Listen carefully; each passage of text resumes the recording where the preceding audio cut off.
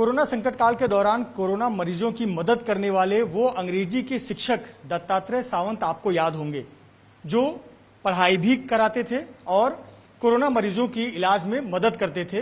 Rickshaw चलाकर corona मरीजों को अस्पताल पहुंचाते थे, अस्पताल से घर लाते थे।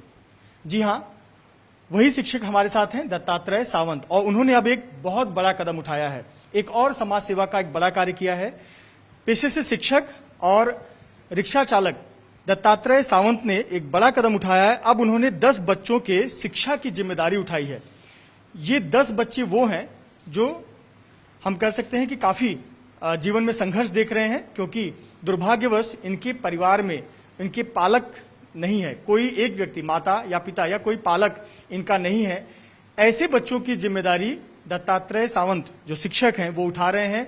इन बच्चों को पढ़ाना, इनके भविष्य के लिए सीढ़ी की निर्माण करना, ये जिम्मेदारी अंग्रेजी के शिक्षक सावंत सर उठा रहे हैं। सर, आपने कोरोना संकट काल में कोरोना मरीजों की मदद की, सभी ने, पूरे देश ने, पूरी दुनिया ने वो देखा कि आपने किस तरह से अपने रिक्शा में बिठाकर कोरोना मरीजों को ले जाते थे। अब आपने एक बहुत बड़ा नया कदम उठाया, बच्चों की शिक्षा का, आप पालक बने, उनके गार्जियन बन रहे हैं। ये कहाँ से विचार आया? देखिए सर, मैं कोरोना काल में काम करते करते अभी मुझे बहुत सारे एक्सपीरियंस है कि अभी जो सिंगल पेरेंट्स, यानी किसी की माता गुजर गई, किसी का पिता गुजर गया है, कि इनकी कंडीशन 1.5 साल बहुत खराब है।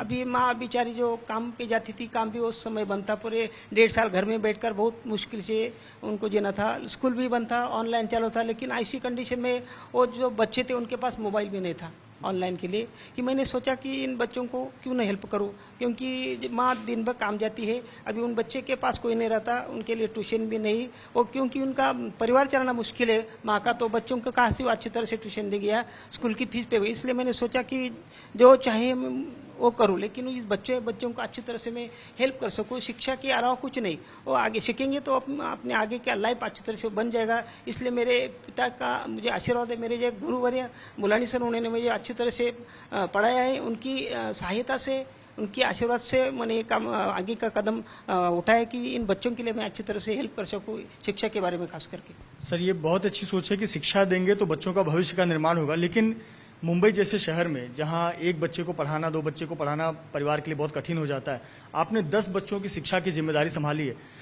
आपकी वेतन भी बहुत ज्यादा नहीं है, कैसे इन बच्चों का भविष्य, कैसे आप शिक्षा का खर्च उठा पाएंगे? देखिए सर, मैं इंग्लिश टीचर हूँ, इंग्लिश टीचर होने के नाते मैं जहाँ पढ़ाने के लिए जाता हूँ, मेरे नज़दीक के अच्छे से दोस्त श्री जादव सर और आदित्य सर, इन्होंने, मैंने जब ये बताया कि सर ऐसा ऐसा, वो बोले सर कुछ प्रॉब्लम नहीं, जब तक आप ये मुहिम शुरू है तब तक हमारी क्लास में उनको भेजो, हम उनको फ्री में पढ़ाएंगे। उनकी बहुत सहायता है, उनकी सहायता से ये मैं काम कर रहा हूँ। बाकी आपको और भी क्लासेस वगैरह जो है उनके सबके सहयोग मिल रहे हैं आपको? हाँ, जिससे आप ये 2 क्लास है, उन्होंने, मैं वहाँ इंग्लिश पढ़ाने के लिए जाता हूँ। मैंने बोला कि मुझे कुछ नहीं चाहिए, मुझे आप तनख्वाह देते हैं वो मुझे मत दे दो, लेकिन ये बच्चों को जब तक मैं हूँ, ये जब तक बच्चे 10वीं तक है तब तक उनको पढ़ाओ। वो बोले आपकी तनख्वाह की बात नहीं, लेकिन हम जो कर रहे, आप नहीं रहेंगे तो हम पढ़ाएंगे, ऐसी कोई बात नहीं। ये दोनों का मैं अच्छी तरह से शुक्रिया अदा करना चाहता हूँ। अच्छा, कोरोना संकट काल में जब आप लोगों की मदद करते थे, अपने ऑटो रिक्शा में मरीजों को पहुंचाते थे, तभी भी बहुत से लोगों ने मदद का आश्वासन दिया था, वो मदद मिला आपको, और क्या उस मदद का उपयोग यहाँ आप कर रहे हैं? देखिए सर, आश्वासन ही रहता है। कुछ लोगों ने ऐसा हेल्प नहीं किया, थोड़े बहुत लोगों ने जो हेल्प किया, उन हेल्प की सहायता से मैंने जो गर्जू पेशेंट थे उनको ले दे दिया।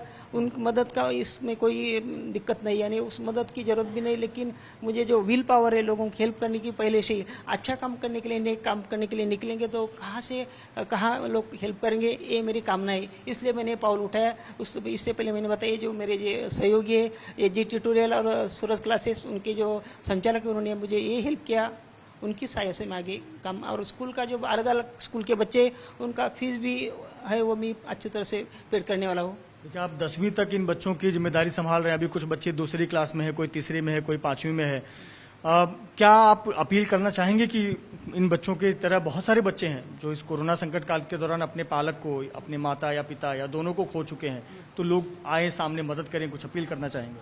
मैं यही बताना चाहता हूँ कि मेरे जैसे टीचर तो नहीं कर सकते क्योंकि पेमेंट कम है, लेकिन जो 100% पेमेंट लेते वो हर स्कूल के टीचर ने ऐसा सोचा तो हमारे जो देश में जो ऐसे बच्चे उनका लाइफ अच्छी तरह से बन जाएगा। ये मैं रिक्वेस्ट करता हूँ कि जो सब ग्रांटेड स्कूल में जो टीचर है पेमेंट फुल पेमेंट लेते हैं उन्होंने हेल्प करेंगे तो ऐसे बच्चे अच्छी तरह से आगे जाएंगे और अपना और अपने परिवार का गुजारा करेंगे और हमारे जैसे नेक काम करने के लिए आगे आएंगे, ये हम आपको बताना चाहता हूँ। बहुत बहुत शुक्रिया दत्तात्रेय सावंत सर जिन्होंने ऐसे 10 बच्चों की जिम्मेदारी संभाली है जिनके घर में काफ़ी चुनौतियां हैं, जिन्होंने अपने माता या पिता या दोनों को खो दिया है इस कोरोना संकट काल के दौरान। अब सबसे बेहतर तो यही तोहफा हो सकता है कि किसी बच्चे को अच्छा भविष्य दे शिक्षा के माध्यम से। ऐसी एक छात्रा हमारे साथ है, इनका नाम अंकिता है। अंकिता कौन सी क्लास में पढ़ती हो आप? 7th में।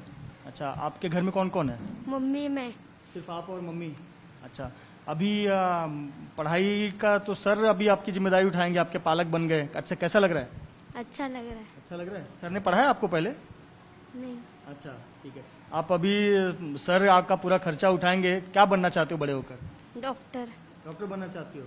और क्या सेवा करना चाहती हो देश का, समाज का? ठीक है।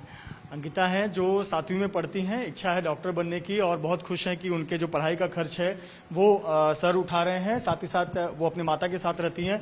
और भी स्टूडेंट हैं, देखो ये मुस्कुराते हुए चेहरे, जिनको बहुत खुशी है इस बात की कि अब उनके शिक्षा का खर्च उठे। क्या नाम है आपका बेटा? श्रद्धा। श्रद्धा, क्या बनना चाहती हो? हम पुलिस ऑफिसर। पुलिस ऑफिसर बनना चाहती हो, वेरी गुड। कौन कौन है घर में आपके? मम्मी सिर्फ मम्मी है? और भाई है बड़ा। अच्छा, मम्मी काम करती हैं? हाँ।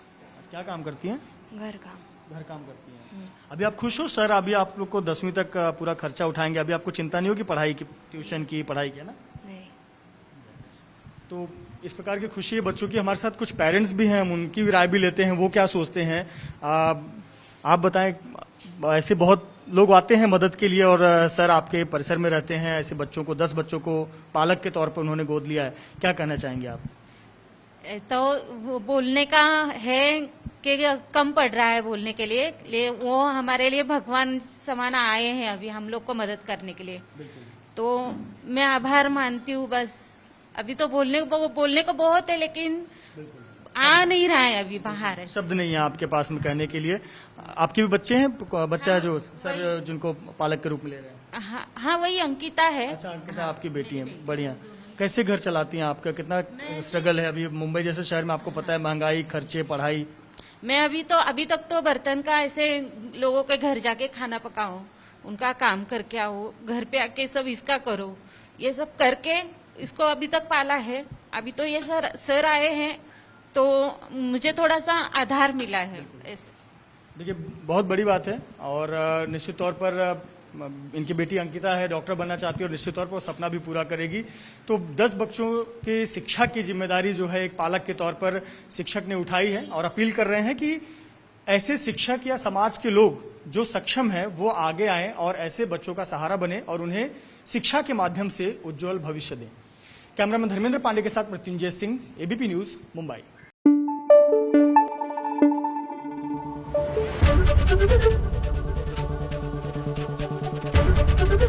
एबीपी न्यूज आपको रखे आगे।